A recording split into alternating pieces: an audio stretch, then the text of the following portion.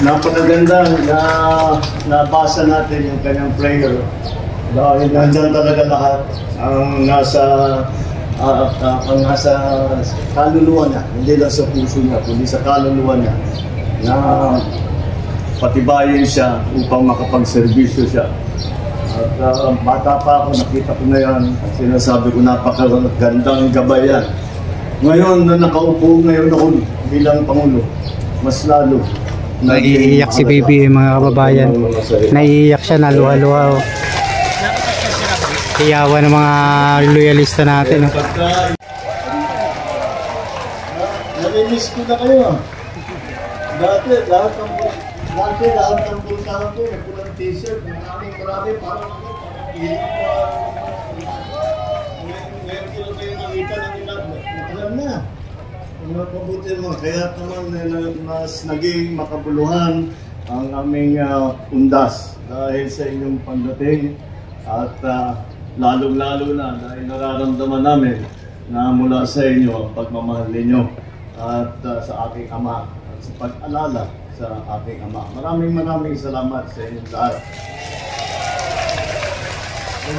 Huwag na po pansinin yung medyo mainit at magpapakain naman yung nanay Imelda natin. Alam mo naman, basta't nandiyan ang ating nanay, hindi tayo gugutumin. Alam mo naman lahat yun. Kaya nga, nasisihan po at nandito kayo. Dahil kahit pa paano, mahalaga sa amin ang maalala ang aking ama, ang kanyang buhay.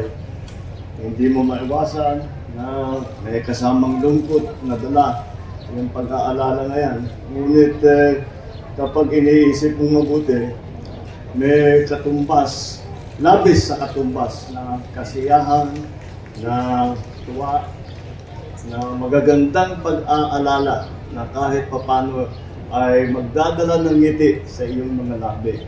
Yan po ang naging experience ko sa aking ama. Kaya napakaganda na nabasa natin yung kanyang prayer dahil nandyan talaga lahat ang nasa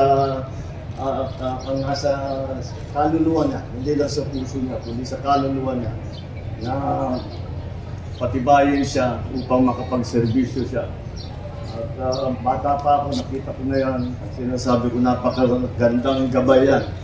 Ngayon na nakaupo ngayon ako bilang Pangulo, mas lalo naiiyak si baby, mga kababayan. Naiiyak siya, naluha-luha. Iyawan ng mga loyalista natin. Pagka iniisip ko, alam niyo, pagka meron tayong patay, nakalagay dyan, RIP, rest in peace. Siyempre, yan din ang ninanais natin para sa aking ama. Ngunit hindi sapat na sasabihin lang natin rest in peace.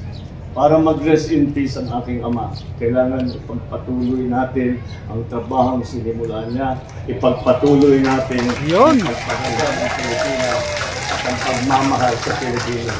Yan ang magdadala para na sa ating ama at magalaman natin tayo kapag tayo'y laos na. May isip namin, nung kapanahunan namin, marami kaming nagawang maganda para sa Pilipinas. Maraming salamat sa inyo.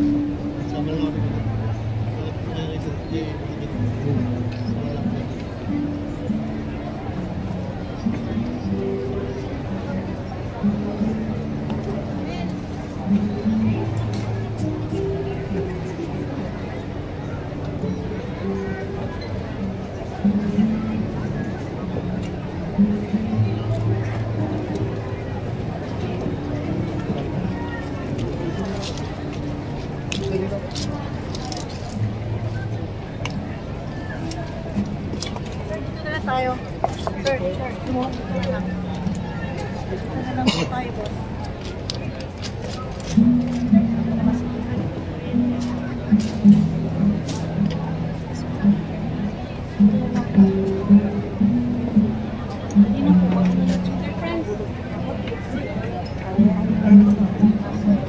Wala akong kita.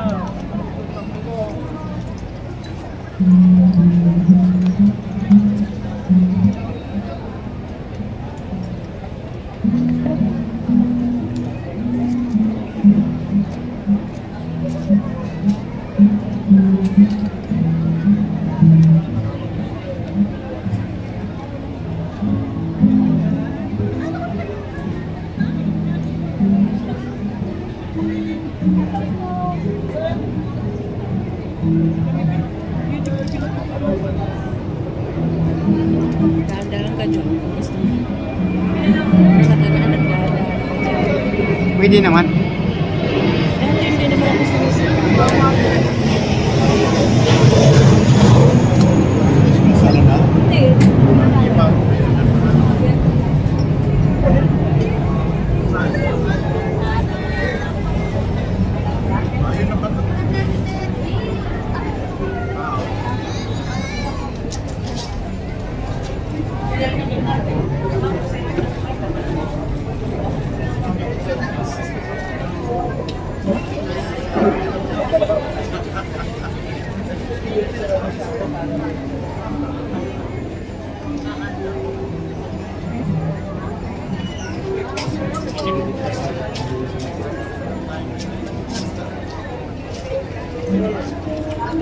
Hindi.